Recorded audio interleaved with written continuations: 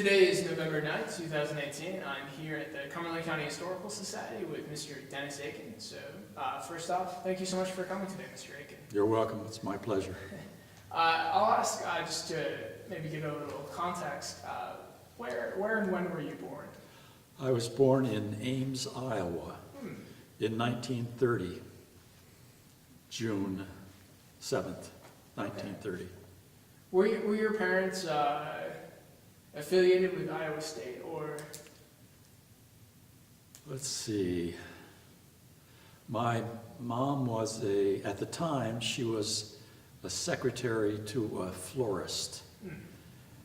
This was during the Depression, and of course they took jobs where they could find them.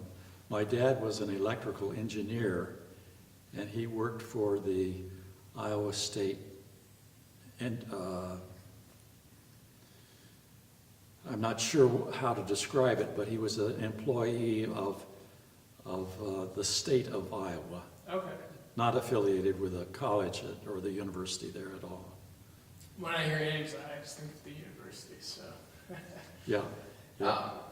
Well, can you describe a little bit what it was like growing up in Ames, or if you moved or anything like that? Oh boy. I was one of 3 children. I had a sister named Nancy and a brother named Michael, and we lived on a quiet street in Ames, 1018 Clark, I think it was. I've never been back. I wish I had, but it was I had lots of friends there, but it was a town that was coming out of the Depression. I remember taking walks on a brick sidewalk past a home that had been dug out of the ground. The house was under there. I guess the people was under the earth. I guess the people didn't have the money to buy a structure, so they dug a home into the ground. It was I had many friends. They lived nearby.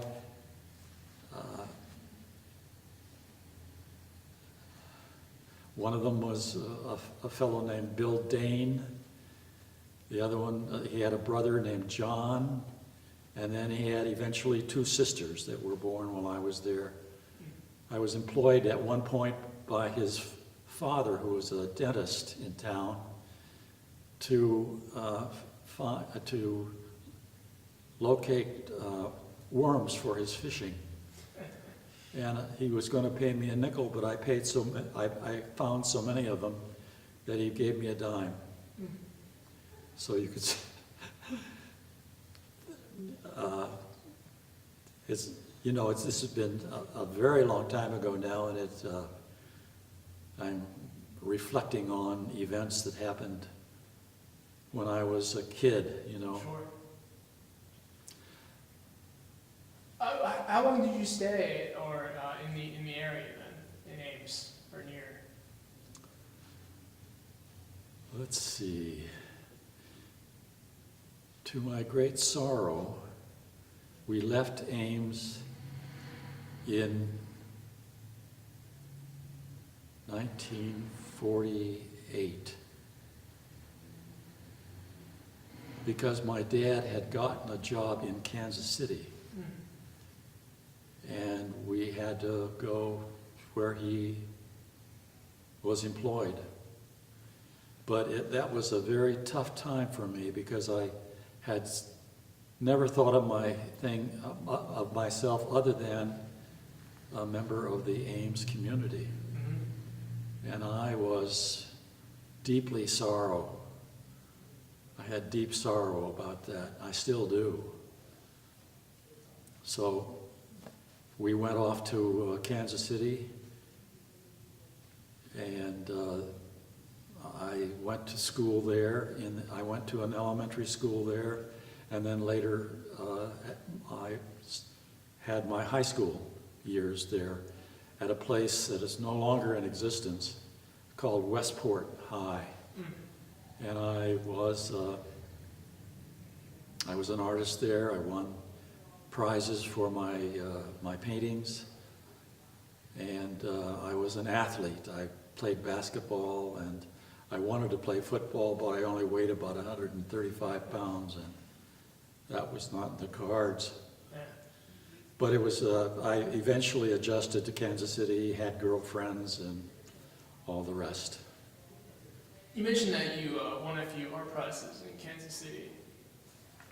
How did you start, or what made you decide to, pursue art then? Or you start creating art, I should say. Yeah, that's another long story. I had been encouraged by my mother, especially, to do artwork. I remember at one point I did a drawing of a horse on a blackboard, and it amazed my mother and her family who saw it. They were very impressed, and I was impressed that it attracted so much attention. So that was the birthplace of my art, and I've never rethought that. I've always thought of myself as artistic talented, and I wanted to push it as strongly as I could. Never wavering. I was a talented artist in high school, and I went to the University of Kansas as an art major, and was encouraged always in everything that I did there, and I'm still at it. Yeah.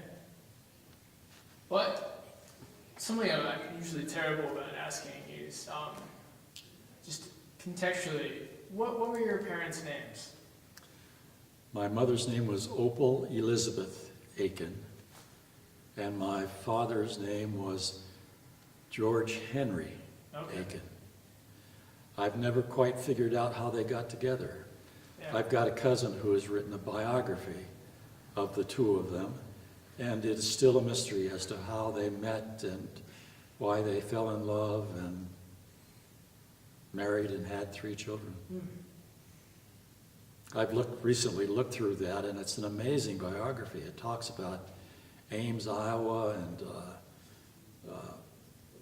my years of high school there, and some of who my teachers were, and all of that, and yet we can't solve the issue of how my parents met.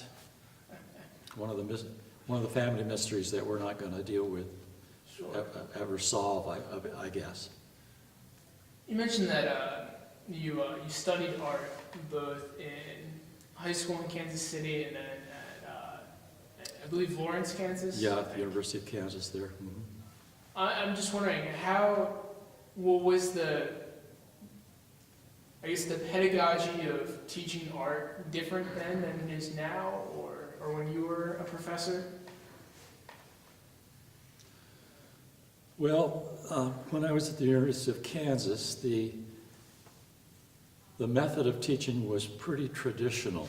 Mm-hmm. You would be talking to a practicing artist. The artists themselves taught the classes, and they taught us how to paint in the fashion that they painted in. One of my teachers was a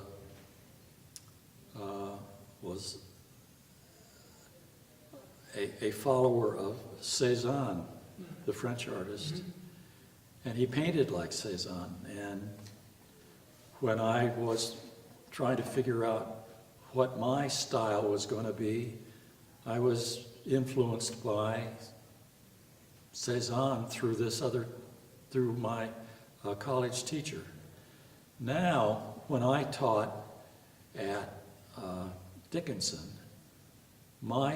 since I was not teaching artists, but students who were going to be interested in the arts, and I wanted them to love the arts. I taught it as a language.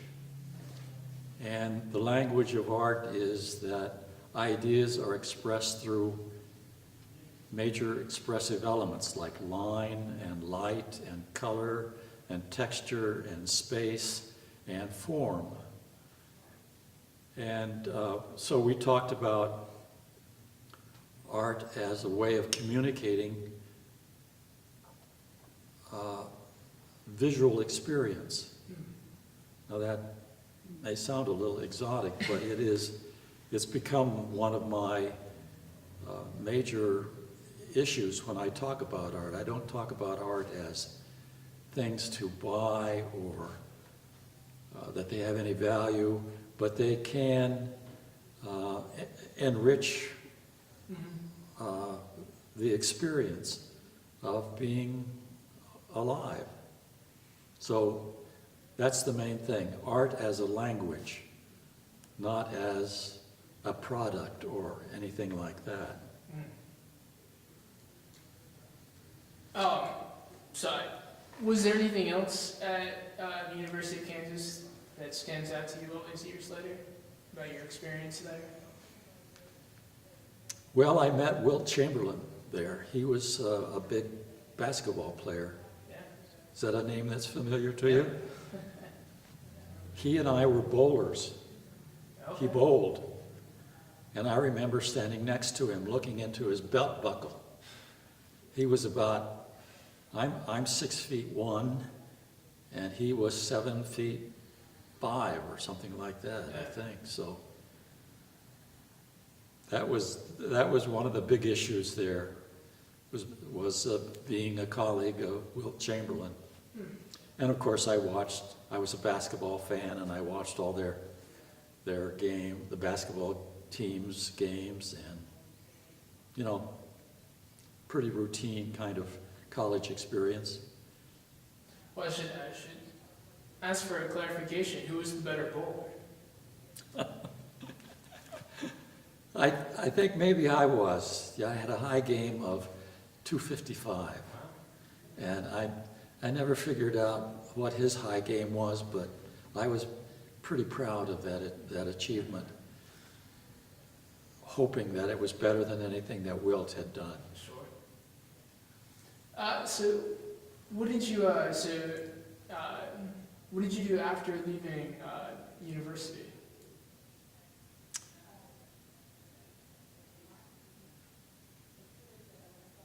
I was about to be drafted in the Army. This was the time of the Korean War. Okay. So this is about 1951, too? Yeah. And I knew right away that I didn't want to go into the Army, so I enlisted in the Navy. And went off to Great Lakes, Illinois, where I trained on how to be a sailor. I haven't thought about these issues for a very long time, but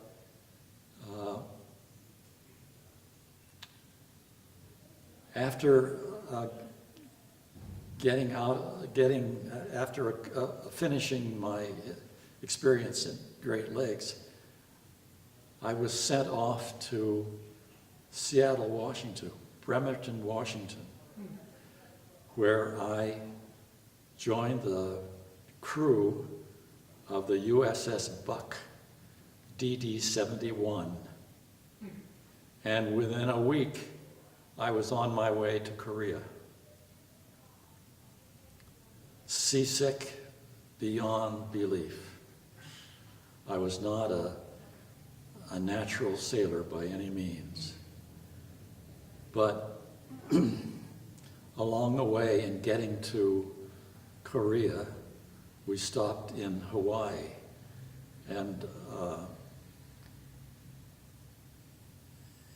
had shore leave and went off to Honolulu, where I sunbathed at the beach, looked at Diamond Head off in the distance. It's, of course, completely obscured now by tall buildings and hotels. But that was, I enjoyed that experience. And then went to Midway Island, which is about halfway, and watched the so-called Goonie birds. And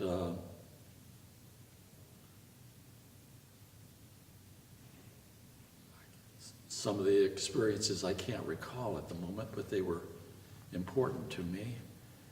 And then went off to Japan, to a place called Sasebo, S-A-S-E-B-O, which was in the southeastern corner of Japan. And there I got to know, got to see young Japanese introducing themselves to American sailors. They were trying to sell drawings that they had made of themselves, of the sailors. I think I sat for a portrait at one point. I don't think I still have that portrait of myself. But that I was very much interested in that because, of course, I still thought of myself as an artist, though that reminds me that while I was in the Navy, I just put this business of being an artist aside because that was not a respected endeavor. Mm-hmm. I didn't want to be seen as somebody who was effeminate, which my sailor buddies thought was a part of being an artist. So that I just put that all aside. I just became a sailor. Well, so you mentioned that you sailed from Seattle to Sasebo, Japan. Yep. You had to cross the international date That's line. right. That's right. Yeah. What was that experience like? Well, oh dear. That was the routine was to shove the young sailors into the ocean and have them go under the ship and come out the other side. And that was happening. But I just emphasized so completely how seasick I was. They took sympathy with me. My buddy sailors decided that it wasn't necessary that I go through that ritual. So let's see. I think they poured some water on the top of my head as a substitute for that. Sure. And I liked that a lot better than having to go under the ship. How big was the ship? It was about the size of a football field. Wow. Navy destroyers now are much bigger, but the USS Buck was about 350 feet long, and it was about 55 feet wide. It had two areas where there were guns. There were the forward guns, and then there were guns on the rear deck, the aft. Mm-hmm. And the ship was very much active in the early part of the Korean War. I remember standing in the lunch line while the guns were going off in the forward part of the ship. And of course, it was very hard on the eardrums. It was just astounding. Standing in the lunch line while these guns were going off in the forward part, and then later in the rear part, on the aft.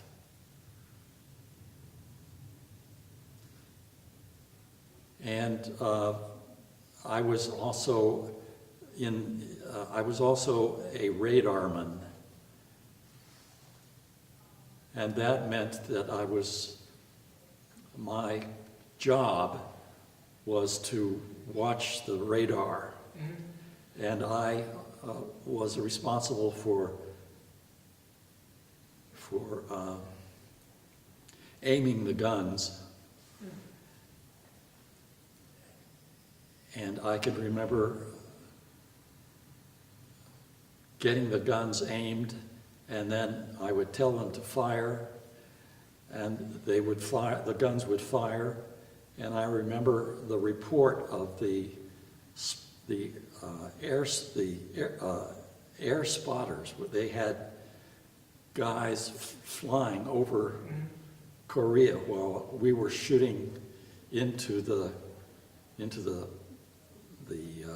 enemy, so-called, and they would report back that there had been 4 or 5 King Item Ables, which means killed in action.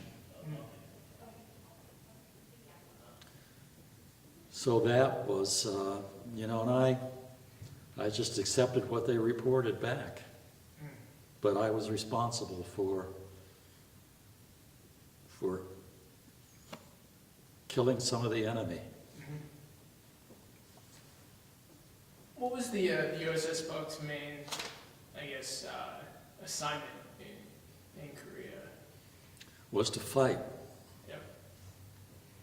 as I described, shooting their guns off into the shores of the Korean peninsula, which incidentally looked a little bit like the landscape that we've got in Pennsylvania. Kind of low horizon at the time, some mountains in the distance, but a serene landscape that was deeply in war. This was the early part of the Korean War. You had the Chinese were still coming in from the north,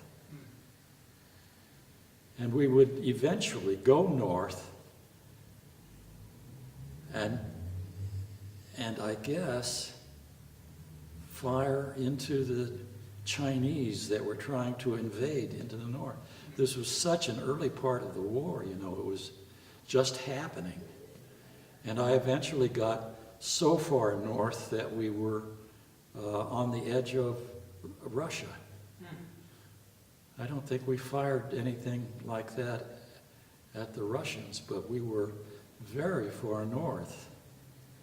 And here I was, a radarman, aiming guns and firing into the invaders. So are most of your memories then of combat, staring at a radar screen? Yeah. Aiming the guns, telling the guns to fire, hoping that we would hit something, trying to avoid being shot at ourselves. There were mines in the area, and I can remember some of the lookouts on the bridge pointing out where a mine was, and then our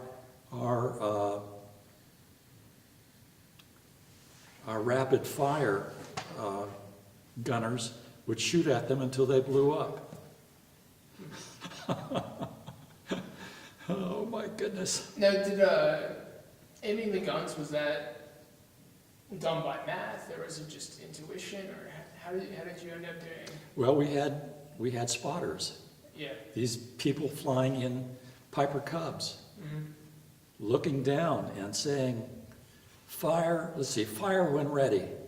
And we would fire and they would see where our guns hit, and then they would direct us to an area where the guns would be more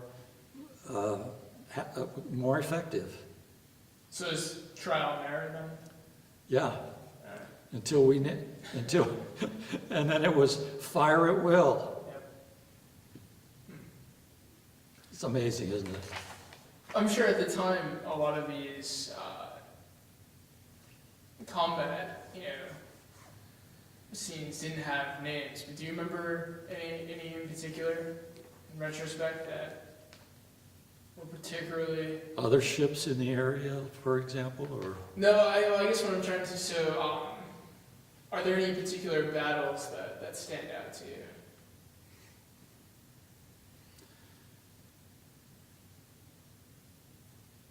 One of the names that I recall is Incheon, Mm-hmm.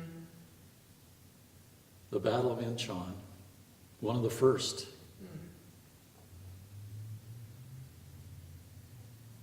That's the name that I recall. There may have been another one called Wanchon. Not sure about that, but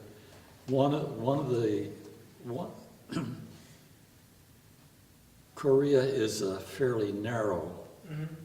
country. There's a right-hand side and a left-hand side, and I think Wanchon was on the left-hand side, and we probably went around there, and then Incheon was on the right-hand side. But those are the two names that I recall especially.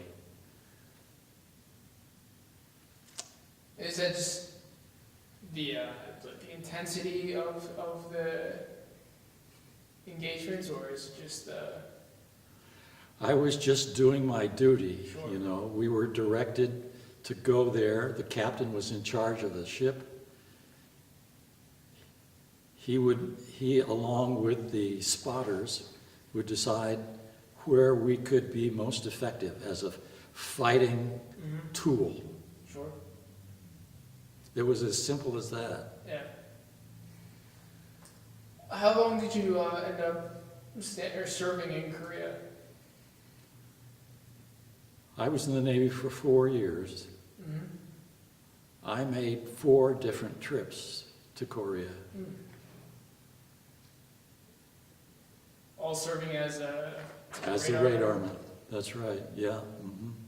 I learned how to be a radarman in California on an island called Treasure Island.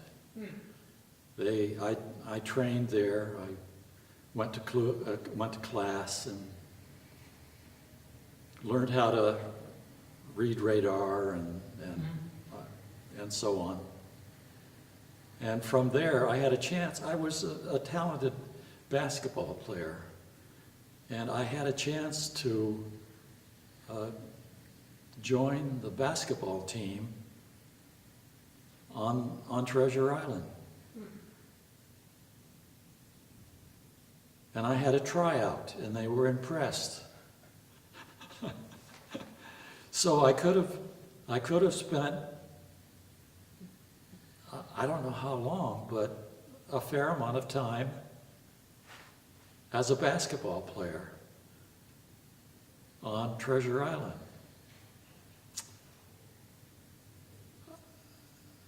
I thought, well, the Navy has paid me to become a radarman. I should go be a radarman. So I did. Doesn't make any sense to me now. I think I should have stayed there and been a basketball player, but I felt like, gosh, I owed this to the Navy. So you ended up getting out of the Navy around 1955. Yeah. Mm-hmm. Well, what was the next step then? Well, I should mention that when I got off that ship, I wept with relief that I had survived. I gave away my uniform. I took off my hat and I gave it to one of my Navy buddies. And I went to, I think I got on a bus and we went to an area of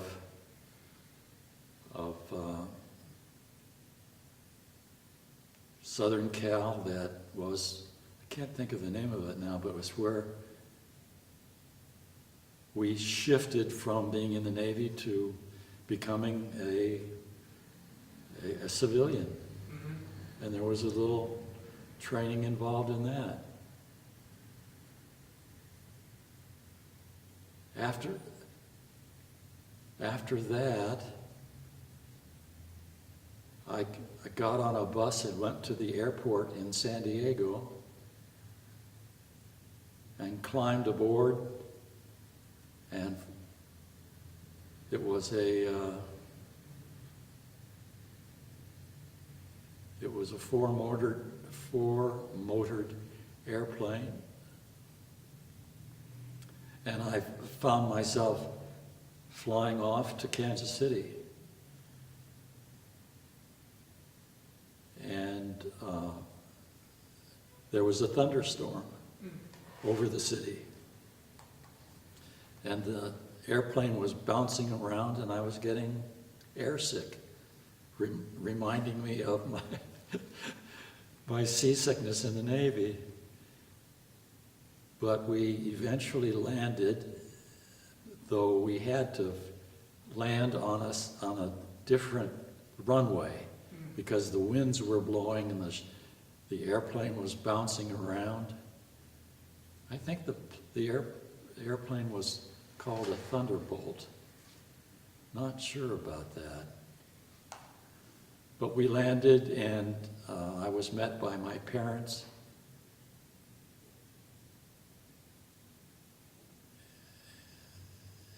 And I'm sure we embraced, and I think I had a girlfriend who had been writing to me while I was in the Navy. Mm-hmm. And we embraced, and I had to wipe off some lipstick, I think, I recall. And then we headed home to Kansas City, and I'm trying to remember the street names. Oh, to 95th Street in Kansas City, in Overland Park, Kansas.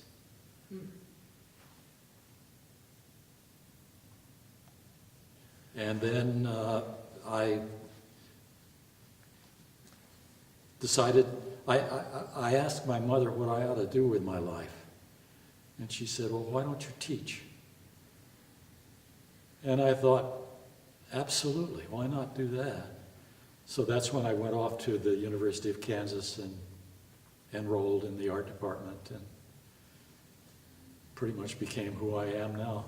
I was going to ask, is that the point when you said you put away sort of your art, your thought of yourself as an artist when you were in the Navy? Is that when you sort of reclaimed that identity? Yeah. Mm-hmm. Yep. That was exactly right. And I remembered my mom's admonition to, well, why don't you teach? And that just lit a light bulb over my head, and I could become who I had wanted to be all those years that I had put aside to save my life in the Navy. Excuse me. So eventually you ended up teaching at Dickinson College, but was there any stop in between that point, or graduating from University of Kansas to Dickinson? Well, when I was at the University of Kansas, I had done some lecturing about art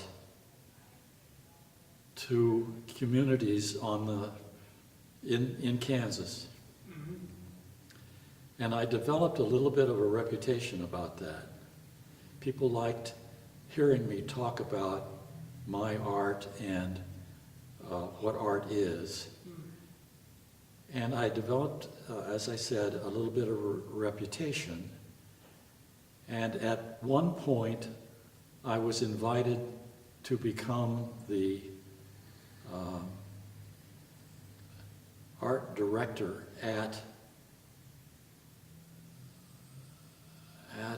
in Tulsa, Oklahoma. There was I'm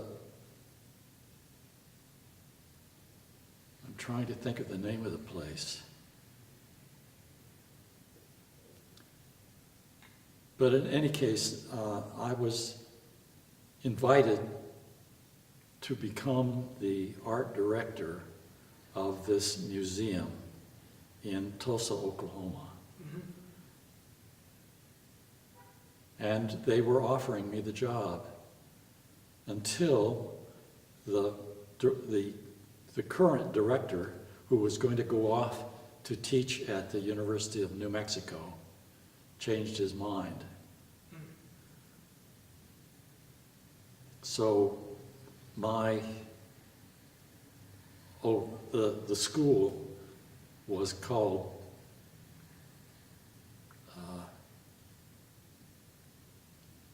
now, I'm sorry about my memory being a little fuzzy about this, but from that point, I was invited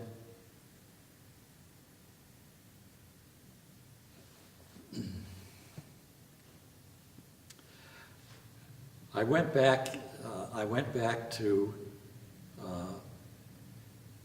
Carlisle, where I taught at.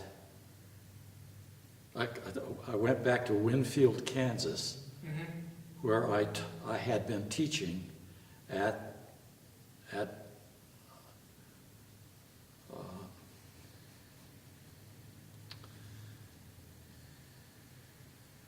the college in Winfield.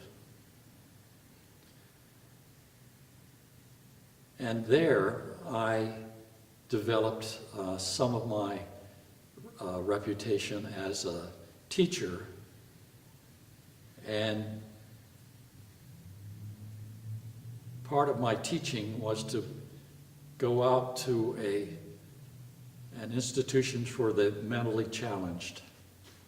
My wife taught there as a social worker for 7 years, and I would go out there and draw some of the patients as they swung in their swings or walked to lunch or imagined that they were playing a fiddle on a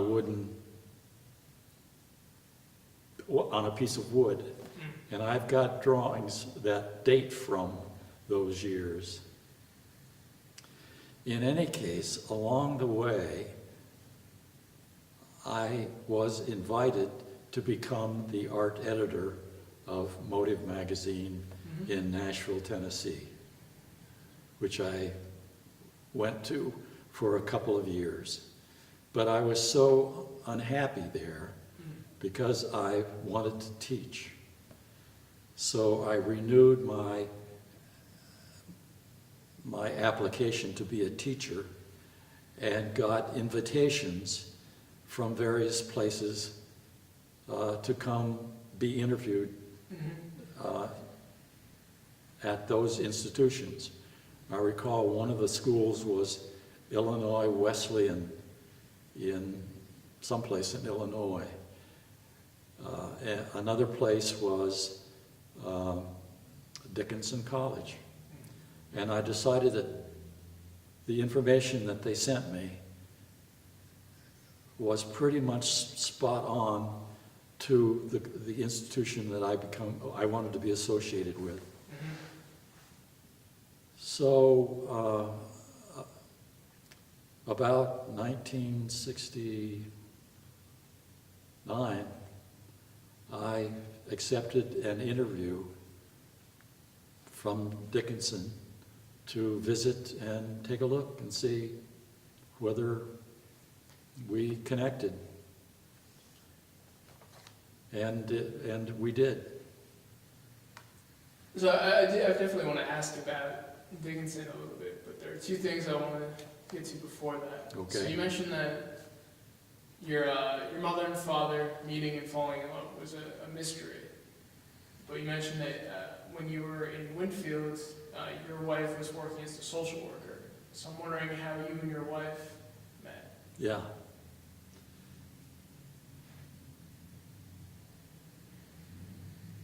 Well, we met at the University of Kansas. While you were a graduate student? Uh-huh, yeah. No, I was an undergraduate student at the University of So Kansas. this was before Korea? Yeah. Well, wait a minute now.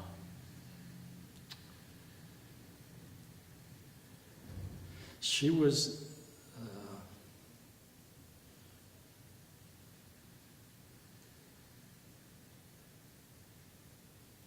Marge and I met in class. We were in the same art class. Okay. And I was just back from the Navy, wearing my Navy jacket, the one that I wore here. And I think she was attracted because I was older I was 4 years older than she was. I was just back from the Navy. I was an artist. She liked what she saw in my artistry, and I liked what I saw in hers. So we connected. She was also in a sorority, and our romance was enriched by the fact that she was the secretary of the senior class at the University of Kansas. Okay. And that enriched our connections as well. How am I doing? Oh yeah, no, this is fantastic. So, and then the other thing quickly is, could you just describe a little bit about Motive Magazine, sort of? Well, that was a magazine in Nashville, Tennessee that I mentioned earlier was semi-radical. It had, it interested people in the literary world who were interested in getting their ideas, their articles, published in Motive magazine, because it was the voice, it was the literary voice of the young artists and writers who were against the Korean, Or Vietnam. the Vietnam War. Yeah. We were their literary vehicle. I wish I could remember some of the writers who we espoused. Well, I just wanted to provide a little bit of context. So you came to Dickinson in 1969. Right. What were your first thoughts upon seeing the campus and the community?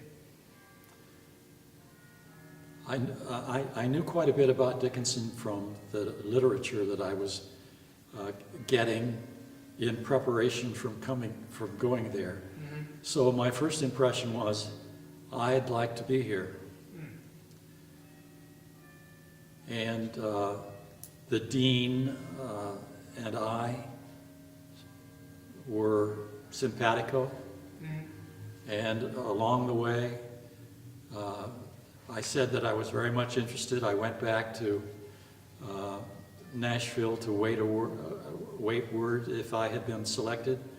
And because I had had teaching experience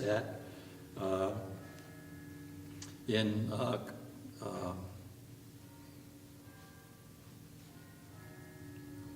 Winfield. Yeah.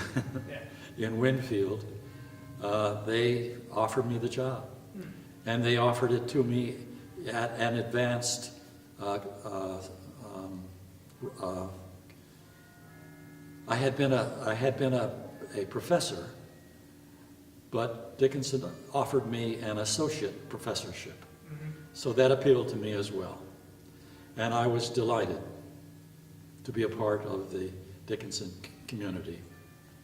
I'm wondering if coming to Carlisle had any impact or influence on the artwork that you were creating at that point, or from that point forward.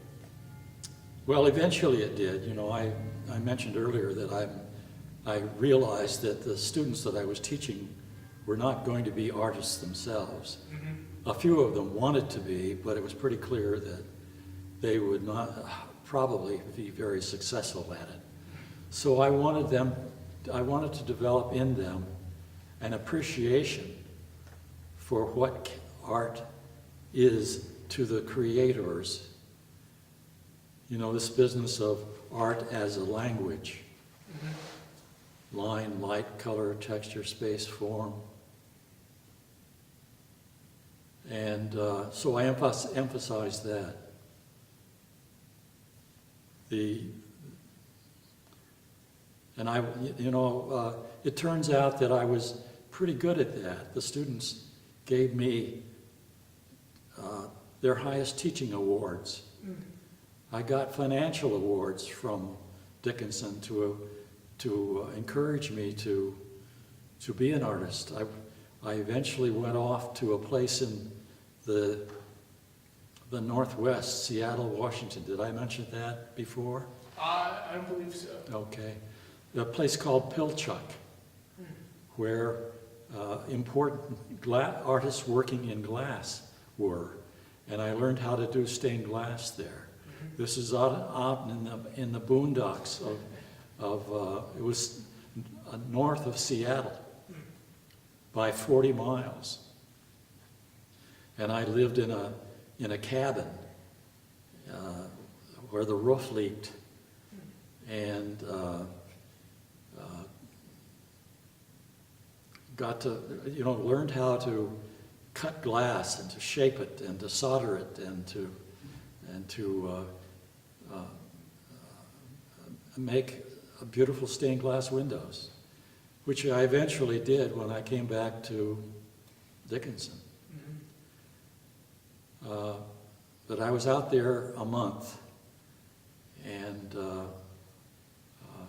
became friends with other artists, and I'm still in touch with some of them. One of the artists was a guy named Chihuly. He's the guy who has whose work is on display in St. Petersburg, Florida. Has made astounding works, and I was there, and he encouraged me to continue. So that eventually I came back to Dickinson and made 26 stained glass windows, some of them very beautiful. One of the two that you've sort of highlighted in previous talks and discussions are the one at the Jewish Center, Yeah. and then sort of a memorial for students, Yeah. which I believe is in Bosler Hall. Yeah. Could you speak on those two in particular? Well, I'm hoping that you will get there and see them in the flesh. They'll let you in, and you go up to the second floor, and you'll encounter these astounding windows that are, the subject matter has to do with the Jewish history. This is, after all, a Jewish center. And it shows the Lion of Judah on on the summit of a hill. The hill is miniaturized with a forest of trees up the sides of this hill, with a burning bush at the base, made out of unbelievable, beautiful glass.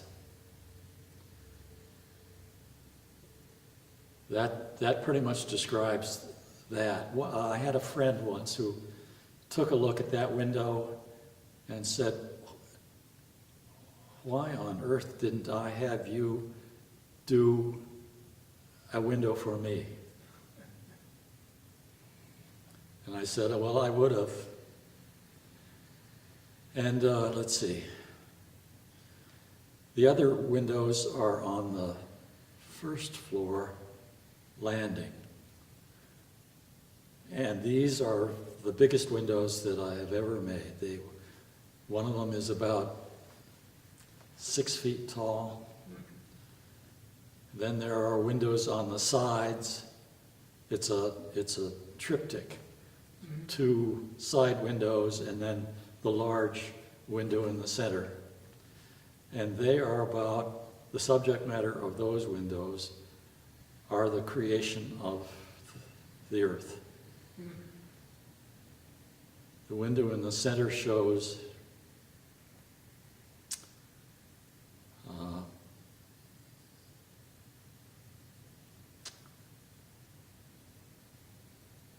the creation.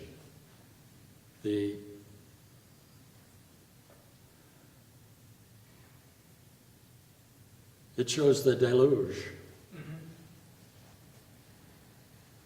using a special kind of glass that shows rain coming down. It's one of the interesting things about this particular arrangement of windows is that I found a glass type that illustrates the weather conditions at the beginning of the world. And let's see. The color scheme is mostly shades of white and textures of glass in shades of white. At one point in the window, it shows what was the first bird? The dove? A dove, yeah. Mm-hmm. And it's beautiful. The glass is beautifully cut and soldered and suspended in the air. Then on the other side is another part of the creation.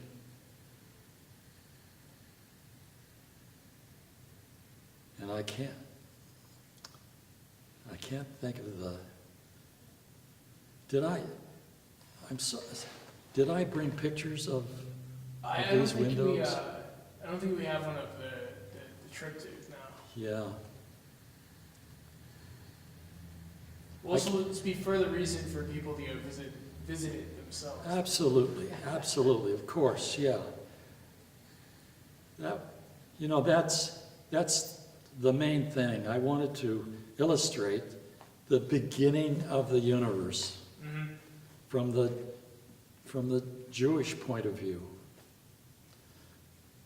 Not illustrate the way the scientists now say that the universe is made up of billions of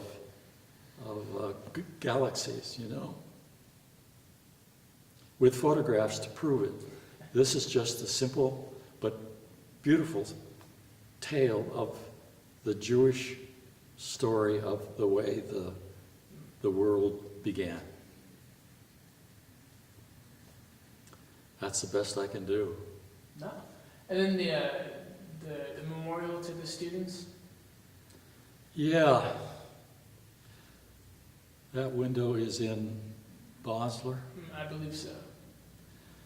and it was a tribute to two of my students. One I knew very well, who was ill with leukemia, and who told me that she was learning how to die.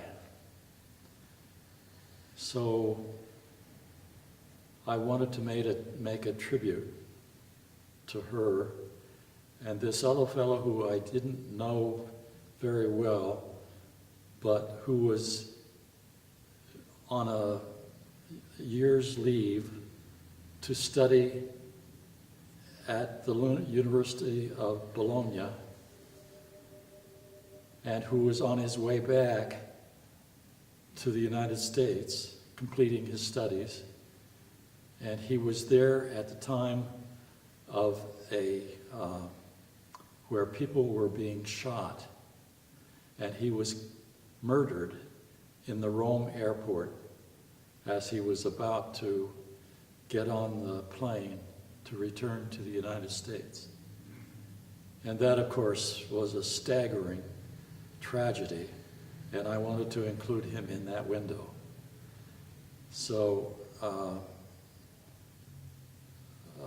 there's a part of the window that is a tribute to him, where where it shows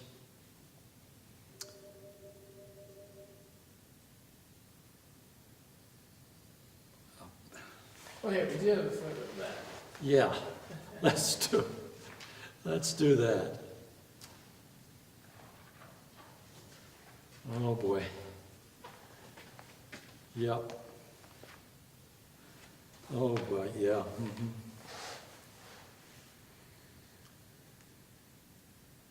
Well, at the very bottom of the window, oh gosh.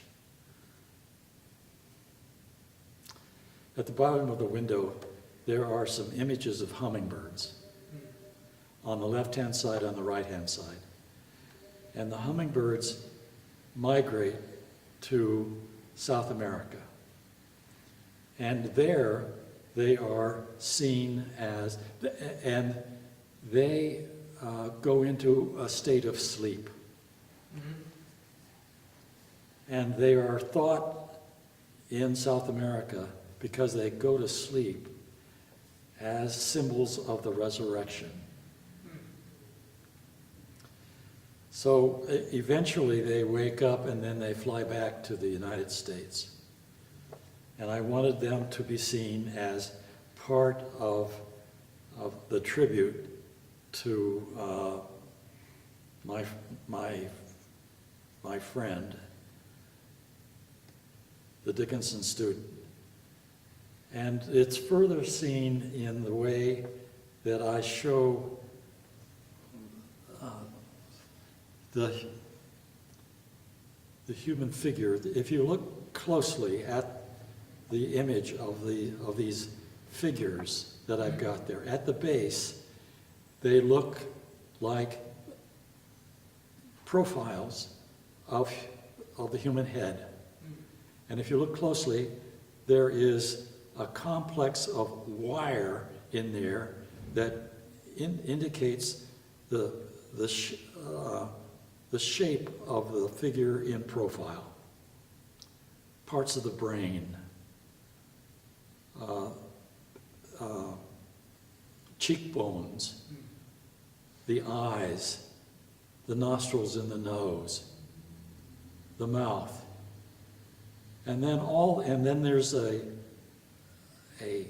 rear view of the human head in the center, and it shows the complexity of the brain.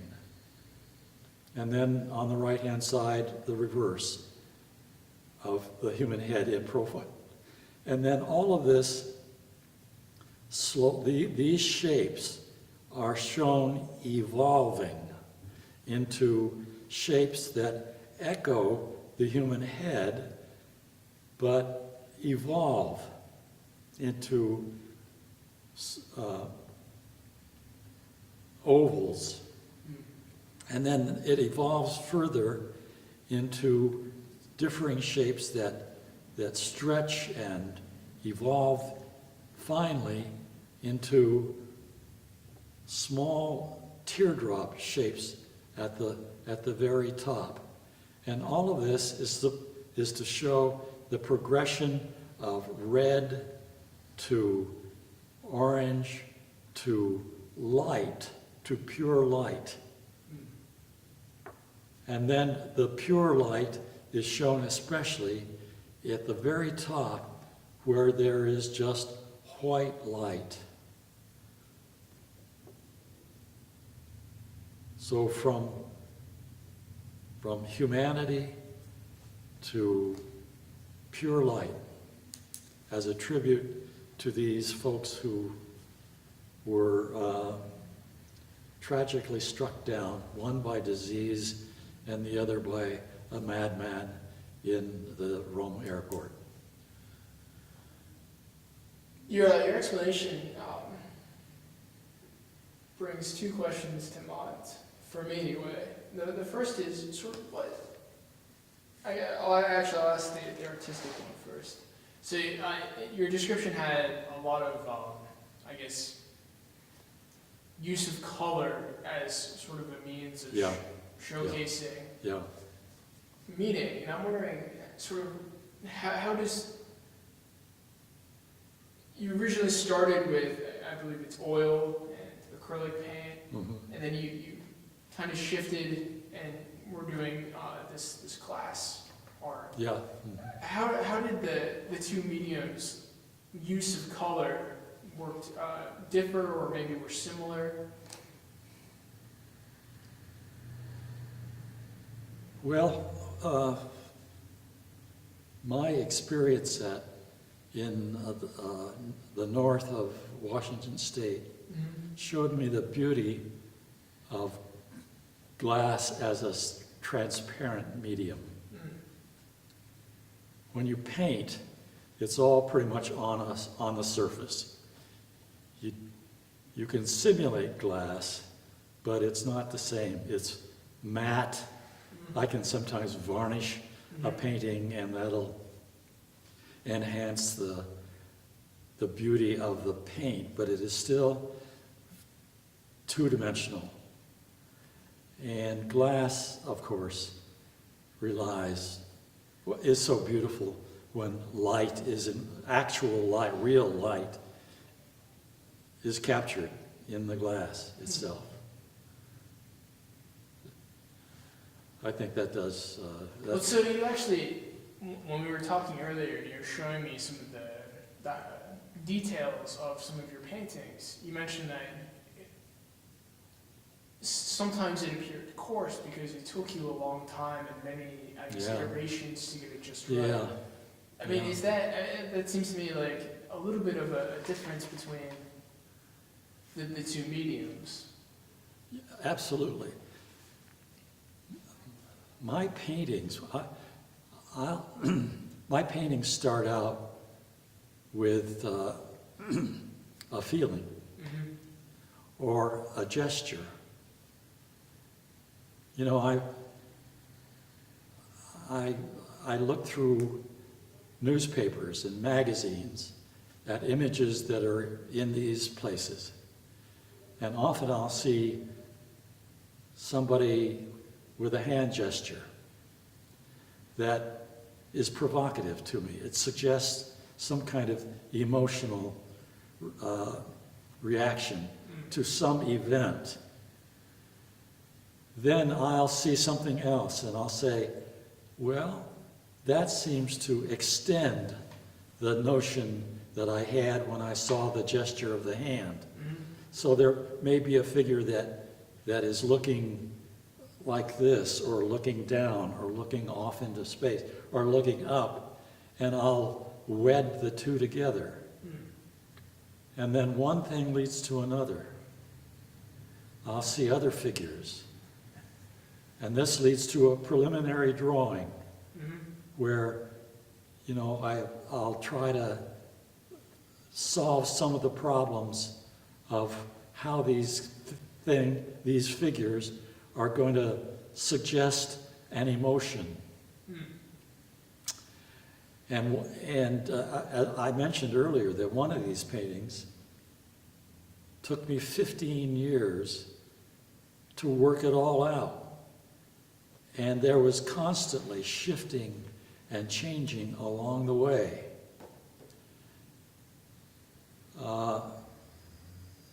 And I'm not exaggerating when I say that I probably worked every day of those 15 years on this single painting.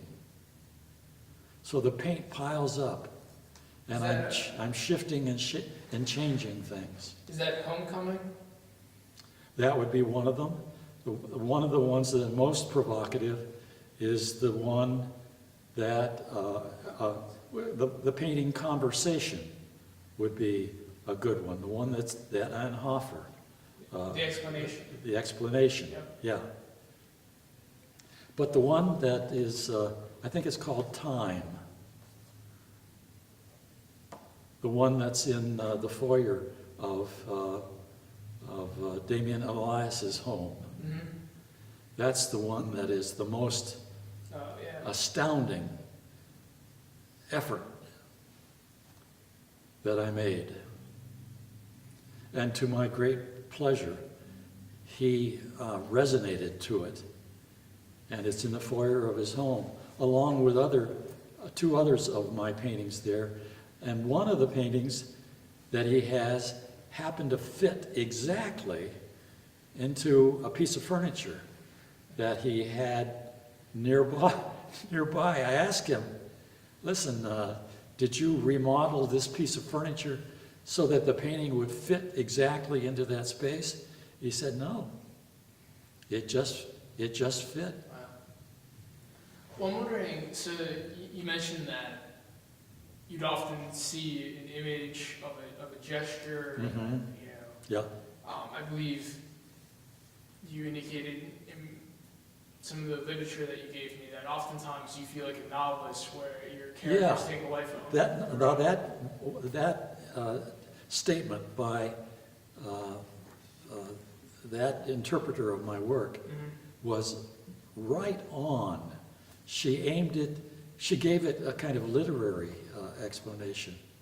Yeah, I'm a storyteller, and I want to tell the story as completely as possible, but I don't want to give away everything. I want a little mystery left.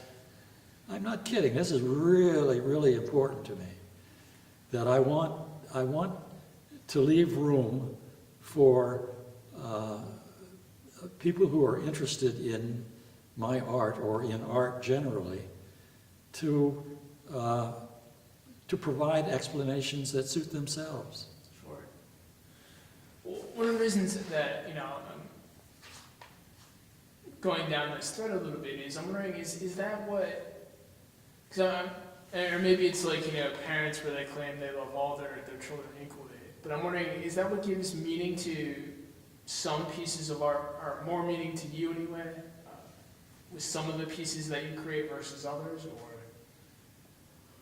Well, you mean, do I have more favorite paintings? Well, so yeah, I know in reading a little bit about the two stained glass pieces that we talked about, those have particular meaning to you.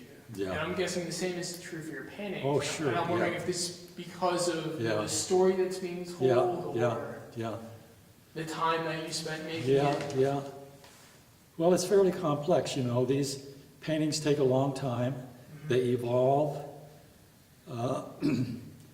And they end up as a surprise to me often, as they are to anybody else, but especially to me. And I've got a studio in my basement, in my studio, that has, I think, probably 10 or 11 paintings leaning against the wall that nobody may ever see, that I think are masterpieces. And that was why I was hoping that I could get somebody to buy up my whole estate and then introduce it to the world. Instead, these images are languishing in my studio, in my basement. And they are, I think, the best that I can be as an artist. And I wish they would be famous. Not because of me, but because they are exceptional creations that evolved out of nothing, except a feeling, an impulse. You know, it's so complex that they're beautiful examples of the creative act. And it's sad that they are buried under other paintings, leaning against the wall in my basement studio. Well, I know you recently, or the Historical Society recently acquired a painting of yours titled Ego. Mm-hmm. And I know hopefully we'll be getting that on exhibit soon, because it is, quite the piece. It's downstairs. We can go look at it if you wanted to. Sure, yeah, maybe afterwards. But I'm wondering if you could talk a little bit about that piece in particular. Yeah, along the way, I read something that was written by a Greek artist and author and writer and thinker, a philosopher, who traveled the world. And one of the things he encountered along the way were ideas from various cultures. And he was, of course, Greek, and he lived on the island of Crete. And he has a studio there, and I visited it. His grave is there as well, and I visited that. And among the thousands of ideas that he has written, one of them was that every modern human, you and me, every person alive today, should consider 5 ideas. There are 5 of them. One of them is humanity. These are gargantuan ideas. But one of the things one of the ideas that modern people should think about are humanity, God, Earth, ego,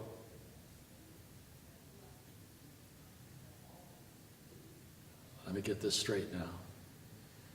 Humanity, the universe, God, ego, Earth. Those 5 things. Is that 5? I believe so, yeah. Yeah, excited to hear it. I was listening to that. So I decided, okay, if I want to be a modern human being, I've got to consider those things. So I made 5 paintings. And they are my visual interpretations of those 5 concepts. And they have, of course, a literary basis. One of the questions I always like to ask people is just how has Cumberland County, in particular, maybe Carlisle, changed, maybe even Dickinson College, changed since your first memories of them?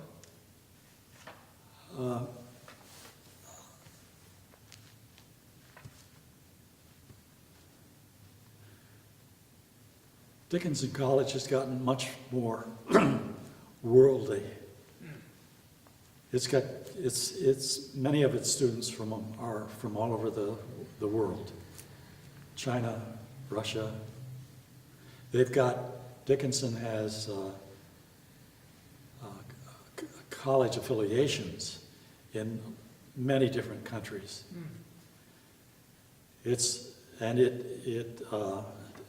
Dickinson and its new president are very keen on strengthening the universal concerns that it has in its program, in the courses that it teaches, in the professors that they hire. It's really quite amazing what it is doing in terms of introducing the world and its students to this very progressive college. They have new dormitories that are designed to blend students together. It's quite amazing. The Carlisle itself is not the small town that it once was. I live in Boiling Springs, which is 4 miles south of Carlisle, and it's no longer the same town too. The roads are more heavily trafficked. It's just a changed town. When my wife and I first moved to Carlisle, there were practically no restaurants that we could eat at. We frequently drove to Harrisburg to eat in restaurants. But now there are dozens of restaurants in Carlisle, many of them. At one point, I had one of the best meals I've ever had in my life at the restaurant that's got one of its rooms, 1776. I've since been back and had the same meal. It's not the same, but at that point it was really remarkable. So Carlisle has sort of kept up with the concerns of its college, Dickinson, and it's become a cosmopolitan, sophisticated city. Yeah, I'll just note, I did an interview yesterday. It's the exact same spot. I was sitting in this exact same spot. And someone mentioned the exact opposite thing of what you just said in terms of restaurants. They said all the good restaurants have gone away. Wow. So it's interesting to see the, I guess, various viewpoints. And I think they came to Carlisle around the same time in terms of they came a little bit earlier, I think in 1962. But it's just interesting to see different viewpoints. Yeah, boy, I'll say, yeah. Well, I did mention that I've been back to the restaurant that had one of the best meals that I ever had, and it's no longer the same. Yeah. Nor was the service the same. Well, in the last question I generally always ask people is there anything I missed or anything else you want to mention before we end? No, I think we've exhausted it. My regret is that my memory has faded a little bit about not only my intent, but the imagery that I've created. Sure. But all of it, I am dumbfounded that I've had the energy to do all of this. The amount of work that I have created is breathtaking. And some of it, as I mentioned, some of it is beautiful in an expressionistic way. It shows the creative process from beginning, just the urge, to the completion. Well, so I lied to you, and I apologize for it, but one thing I did want to ask is, what about the human figure inspires you? You mentioned gestures earlier, but most of your paintings, I think, are focused on the human figure. Yeah. I'm wondering, what about it? Yeah, well, it's a little trite to say, but Rembrandt was a big model for me, and he used the human figure exclusively. And I have seen his, I've got dozens of books about him and what he has said and what he has how he has painted. And I have tried to, I've often told people that that my memory is fading in the 20th century, but it has clicked wide open in the 17th century. When I want to be inspired, I read something about Rembrandt, or I take a fresh look at his paintings. So, it's a little corny to say, but Rembrandt has been the big inspiration, and that's why the human figure has remained a very important part of my paintings. I tried from time to time over the years to do non-objective stuff, but it meant nothing. So here I am, locked into the 17th century with my buddy Rembrandt. All right. Well, thank you so much for spending all this time with me today, Mr. Akin. It's been a pleasure. Absolutely, yeah. My pleasure.